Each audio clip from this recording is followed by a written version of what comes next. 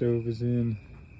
There is a piece that will rest as a counter on top of there, and a box that'll conceal that guy so that the tube of its pressure correcting valve can leak out the floor. And then the stove will connect through the wall there. And there's my stove, 21-inch Dometic range. So that'll drop down, give me some good cooking space there. And a little bit of a backdrop against the bed. I'll put some tin siding so I can clean that easier.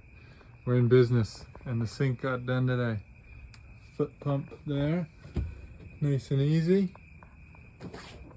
Intake 1 to the water and outtake 1 to the gray. Easy done.